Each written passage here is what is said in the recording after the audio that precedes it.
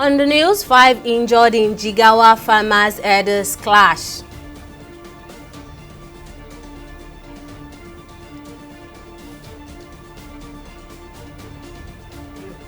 In commemoration of Children's Day, President Tinubu says no effort will be spared in securing Nigeria's future. And NSIB launches investigation into train derailment on Abuja-Kaduna corridor.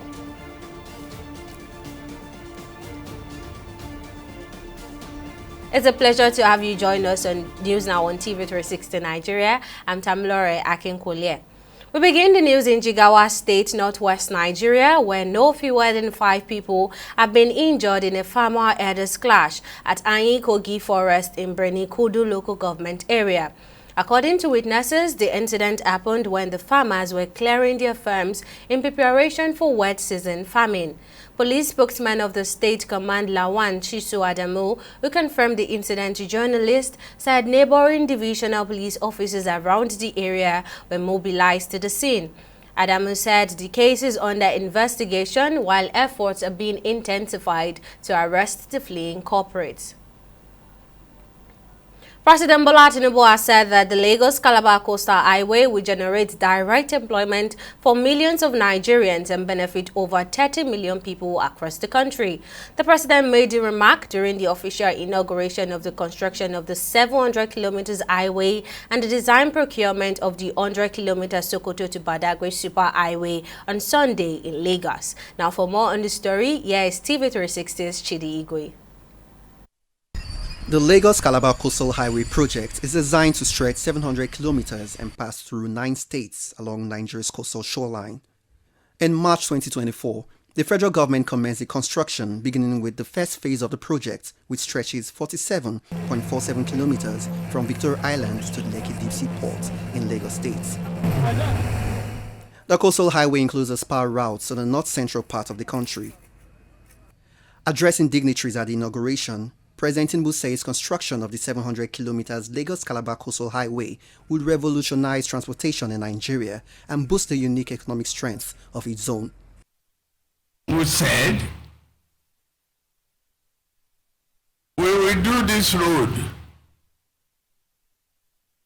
We are determined to do it. The way we are going, we have a road that will outlast us and outlive all of us here present. That is how to build the future. The project is just more than a mere road. It's a symbol of hope, unity, and prosperity. On his part, Minister of Works David Umahi, who assured that due process was followed in awarding the contract for the transformative project, disclosed that over 40 new projects are ongoing across the country and that all compensations up to Kilometer 6 of the Lagos-Calabar project have been paid. When you were the governor of Lagos State, you were not just thinking for Lagos State. And that's what gave birth to the deep sea port that is almost completed. Mr. President, we were spending a lot of money because of the shallow depth of the Apapa seaport. And you dreamt of having a seaport where we could have ships coming into there without doing transshipment. Before now, we were doing transshipment from Benin Republic and also far away, where Nigeria was spending billions of naira and dollars to do transshipment. We have gotten approval that we begin a road of 1,000 kilometers from Sokoto to Badagry here in the northern part of Nigeria. Not only that, I want Nigerians to know, Mr. President is a president of Nigeria. This project is not in Southwest alone. In separate remarks, governors at the event described the project as an audacious step by the Tinubu-led government which will facilitate economic development across connecting states. And therefore, Mr. President, I can only pray and wish that as you have started this, we will see to a logical conclusion. Not only will Lagos begin to breathe, because we have a deep sea port that this is going to, we can begin to see economic activity, and you can begin to see that journeys that hitherto will take long hours, we can handshake within a couple of hours and minutes. I want to stand here truly proud as a Lagosian, as one of your sons, to say that indeed you are doing well and want to thank God for your life. This road, like Governor of Lagos State rightly acknowledged, will also open that tourism that we have launched, searched to ensure that we open Nigeria to. Mr. President, posterity will be very kind to you. You thought of this project, you conceived it, and not only have you begun implementation, you've ensured that you started that implementation within your first year in office, underscoring that commitment to the renewed Hope Initiative. According to the federal government, the second segment of the project, designed to extend approximately 55 kilometers from Lekki's deep sea port to the boundaries between Ogun and Ondo states, have received approval from the Bureau of Public Enterprises. Other segments of the highway will be constructed independently, including a segment extending from Port Harcourt in Rivers State to Bayelsa State, and another from Delta State to Ondo State. Chidi Igwe, TV360 News, Lagos. In commemoration of this year's Children's Day celebration, President Bola Tinubu has said his administration is sparing no effort in ensuring the Nigerian children have a solid footing for the realization of their dreams. Tinubu, who made the declaration in a statement released by his media aide Ajuri Ngelale, urged the preservation of principles that make a wholesome, nurturing and thriving nation. The president further reassured of his commitment to ensuring a safe and secure ambience of learning for children while improving the standard of education. Meanwhile, Senate President Senator Godswill Akpabio has called on Nigerian children to remain resilient and determined. Akpabio was represented by Senate Leader Okoyemi Bamidele, addressed selected students from schools across the Federal Capital Territory at the National Assembly. Senator Akpabio also stressed the importance of integrity, advising the young audience to build their character on the cornerstone of honesty, fairness and kindness. Helen Keller, a girl who triumphed over deafness and blindness, serves as an inspiration to us all. Despite her seemingly insurmountable obstacles, she refused to let her limitations define her. With the unwavering guidance of her beloved teacher, Annie Sullivan, Helen Keller harnessed the power of education, perseverance, and faith. She transcended her disabilities and became a beacon of hope, an advocate for the rights of those with disabilities, leaving an indelible mark on the world. At the turn of the century, Keller, despite her disabilities, was rated as one of the 100 most influential people of the last century. Would you clap for her? Helen Keller's remarkable journey teaches us that regardless of the challenges we face, we possess the innate ability to overcome them. Her story reminds us of the importance of education, the indomitable force of determination, and the resilience of the human spirit. Each of you possesses the same potential to conquer any obstacle that may stand in your way. Each of you carries the seed of greatness and the hope of our nation for a greater Nigeria. Still in commemoration of Children's Day, First Lady Oluremi Tinubu has promised to reintroduce Young Farmers Club in state-owned primary and secondary schools nationwide. Making the announcement at an event held at the Banquet Hall of the State House Abuja on Monday, the First Lady disclosed the initiative as part of efforts to encourage farming among the young population in the country. She said each child will have a garden in their school, which they will nurture, adding that awards will be presented to the school with the best farm. In addition to our various educational interventions, the Young Farmers Club will soon be launched in public schools across the nation. The club will be launched in state-owned primary and secondary schools. The motto of this club is "Growing the food I eat starts with me," unquote. This initiative is to encourage farming among our young population. The first school to start the club, either primary or secondary, will have their members kitted with branded t-shirts and trousers. The school with the best farm in each state would be identified and prizes will be given to them, ranging from school renovations, equipping of school laboratories, provision of ICT equipment, and upgrading of school libraries, as their preference may be. I encourage you all to participate in this and begin to nurture your gardens in your schools and at home. I must say that we all have thoroughly enjoyed your beautiful dances and display of the culture and traditions of our great nation.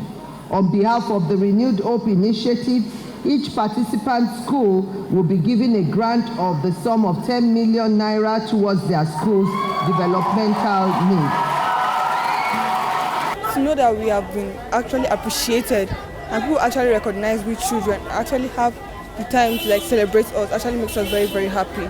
I want to thank her very much for acknowledging we children, and we are so happy to do this event for us. We need to up it up, sometimes we need to improve our score on what they already have. More teachers' salary should be increased for them so more of them could come to the school, because mostly salaries are scarce. The Nigerian Safety Investigation Bureau, NSIB, has announced the launch of an investigation into the derailment of a trail coach on the Abuja-Kaduna corridor at Jemre Station, which occurred on Sunday morning. The announcement was made in a statement signed by the NSIB Director of Consumer Public Affairs and Consumer Protection, Bimbo Oladeji.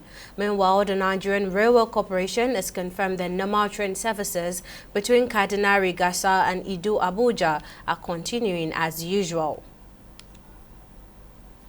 And now to politics, the Bayelsa Governorship Election Petition Tribunal has affirmed the re-election of Doye Diri as the governor of the state. A three-member tribunal led by Adekunle Adeleye dismissed the petition filed by the All Progressive Congress APC and its candidate Timothy Silva for lacking in merit. In its unanimous decision on Monday, the tribunal held that the petition has failed to adduce any credible evidence to substantiate any of the allegations they raised against the outcome of the Bayelsa poll. Now, in a related development, the Kogi State Governorship Election Petition Tribunal has also affirmed Usman Ododo as the duly elected governor of Kogi State. In upholding the election of the candidate of the All Progressive Congress APC, the three-member tribunal led by Justice Ado Brine Kudu dismissed the petition of Muritala Ajaka of the Social Democratic Party SDP for failing to prove his allegations against the respondent. And a 48-year-old businessman, Emmanuel Okechukwu, has been arrested at the Nnamdi Azikiwe International Airport, Abuja, after excreting 111 wraps of cocaine. Spokesman of the National Drug Law Enforcement Agency, NDLEA, Femi Babafemi, who disclosed this, said the businessman excreted the wraps of cocaine after days of observation in the agency's custody following his arrest. According to Babafemi, the suspect claimed he does business in the maritime sector sector while still scouting for any European football club to engage him. Babafemi said further investigation led to the arrest of another member of the cartel working within the airport system, as well as seizure of 8 kilograms of metham and 7.6 kilograms of loud, a synthetic strain of cannabis imported from South Africa. And in a related development, NDLA operative at the NACHO Export shed of Lagos Airport has also arrested a freight agent, Shonubi Abiodun, over her attempt to cargo 8 parcels of cocaine weighing 3 kilograms concealed in 3 out of 6 paint buckets containing shea butter packaged for export to the United Kingdom last Wednesday. Babafemi revealed that various commands of the agency across the country continued with the war against drug abuse advocacy campaign in the past week. We'll take a break here, but coming up, Ghana's coach resigns ahead of Falcon Wafo in the 17th clash. Stay with us for the details. News Now will return shortly.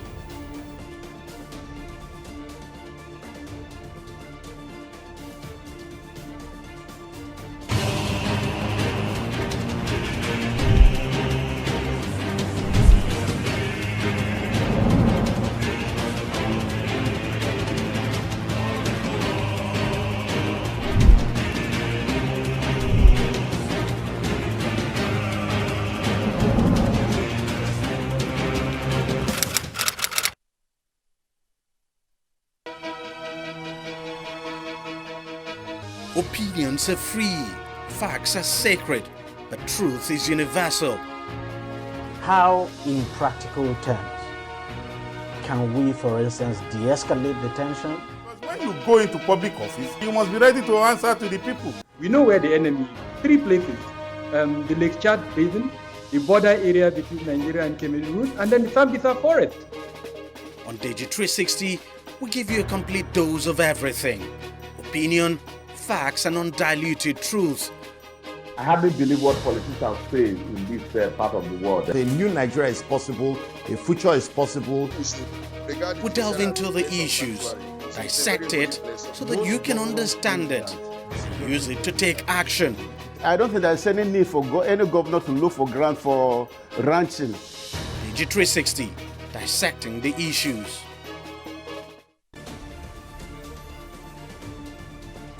Welcome back. Now let's take you through our major stories. No fewer than 5 people have been injured in a farmers' herdsmen clash at Ayinkogi Forest in Kudu local government area in Jigawa State. Police spokesman of the state, Command Lawan Sisu Adamu, who confirmed the incident to journalists, said the incident happened when the farmers were clearing their farms in preparation for wet season farming. Sisu said the case is under investigation while efforts are being intensified to arrest the fleeing culprits. We also told you that in commemoration of this year's Children's Day celebration, President Bola Tinubu has said that his administration is sparing no effort in ensuring that Nigeria's children have a solid footing for the realization of their dreams. Tinubu, who made the declaration in a statement released by his media aide Ajuri Ngulale, reassured his commitment to ensuring a safe and secure ambience of learning for the children while improving the standard of education. Now, in case you missed any of the news bulletin or for more updates, you can catch us on Lime's World TV and AVO TV or log on to our website on www.tv360nigeria.com. You can also follow us on our social media platforms on Twitter, Instagram, and YouTube at TV360 Nigeria, or download our mobile app on Google Play Store, Huawei App Gallery, and Apple Store. On Facebook, we're at TV360 Online.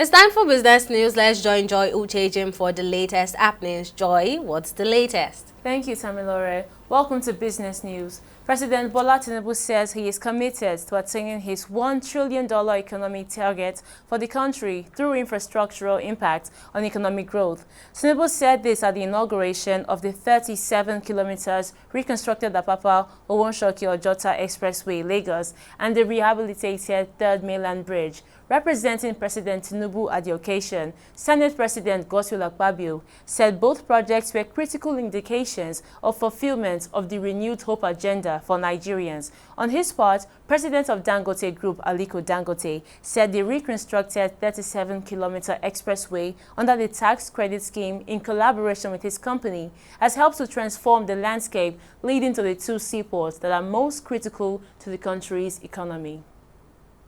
The renewal of hope, and that is what we are witnessing today. Hope renewed, not just for Lagos, but for the whole of this country. It will interest some of those who are not from Lagos to know that Lagos is a cradle of the entirety of all the tribes of Nigeria. In Lagos, there is no tribe that is not represented here. And Lagos is not only welcoming, Lagos is also the seat of major empowerment. Lagos is also the only city in the whole of West Africa that any child that comes from anywhere is sure to have employment opportunities. Many of us here came from Lagos. Lagos welcomes all of us, and Lagos must not be neglected. So I want to thank Aliko Dangote and High Tech for the fact that they took up this job. The Apapa Owonshoki to Ojota Road with concrete pavement was started by the administration of President Buhari and they completed in 2024 under the Renewed Hope Agenda administration using the road tax credit. I will not go into the merits of this road, but I was in Lagos. I'm also in Lagosian, and I can't describe the state of the road before this reconstruction better than what Alhaji Aliko did, and of course the Deputy Governor of Lagos State. Investment tax credit scheme. The Dangote Group as a participant has been able to mobilize capital for the complete reconstruction of the entire 37 kilometers length of Apapa Owonshoki Road and its expansion to 10 lanes.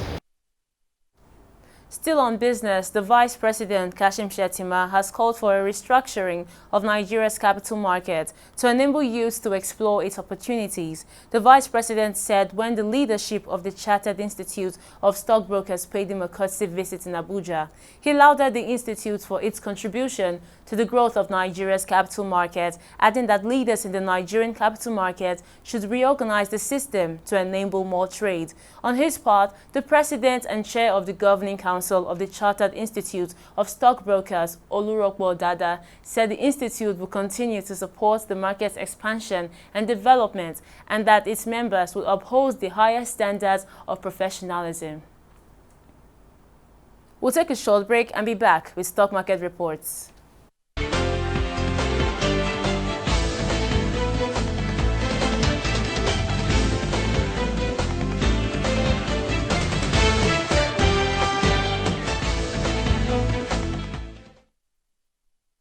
Welcome back. It's a green Monday as the Nigeria stock market ended in bullish territory with the all-share index increasing by 0.26%. Topping the gainers list is engineering company John Holt, which ended the day's trade with a 9.6% share price appreciation, closing at 2.17 Naira, followed by Fidelity Bank, which closed at 9 Naira at the close of trading. Now, out of 122 NGX listed equities that participated in trading, 15 stocks advanced and 25 stocks declined. On the whole, we have a total of 366 million volumes of shares which are traded in 8,031 deals, corresponding to a market value of 5.9 billion naira. And that shows a 52% decline in volume, 62% decline in turnover, but 6% improvement in deals when compared with the previous NGX trading day, which was Friday, May 24th. On the foreign scene, The US and UK markets were closed on Monday for different public holiday celebrations,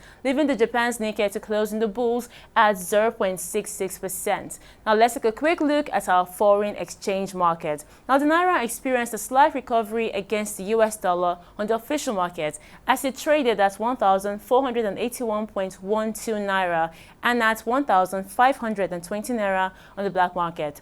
The Great British Pound traded at 1,884.28 Naira on the official market and at 1,920 Naira on the black market. The Euros traded at 1,607 Naira 31 Kobo on the official market and at 1,600 Naira on the black market. That's the Noble Business and Stock Market Reports. Back to you, Tammy, for the rest of the news. Thank you for that update, Joy. Now on the global scene. Burkina Faso's military regime has announced it will extend its rule for 5 years under an accord adopted during national consultations on Saturday. Chairman of the organizing committee of the National Dialogue Process, Colonel Musa Diallo, says duration of the transition is fixed at 60 months from July 2nd, 2024.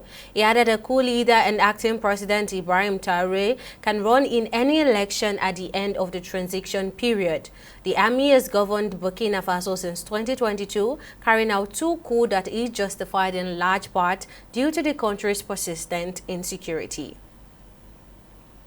And still on the global scene, police in India say they have arrested a doctor and the owner of an unlicensed hospital where 6 newborn babies died in a fire in a crowded ward without fire exits.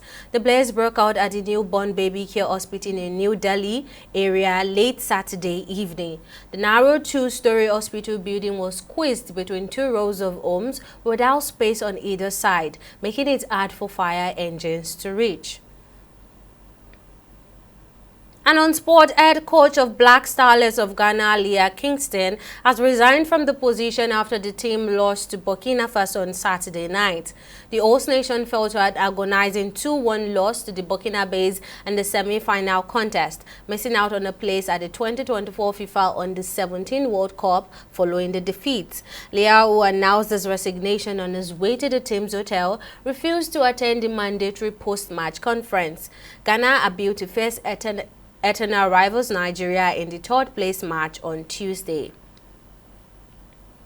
And still on sport, Atalanta manager Yan Jaspiani says he is staying at the club despite interest from Napoli. Jaspiani confessed after winning the UEFA Europa League that he was tempted by the challenge of a new experience elsewhere.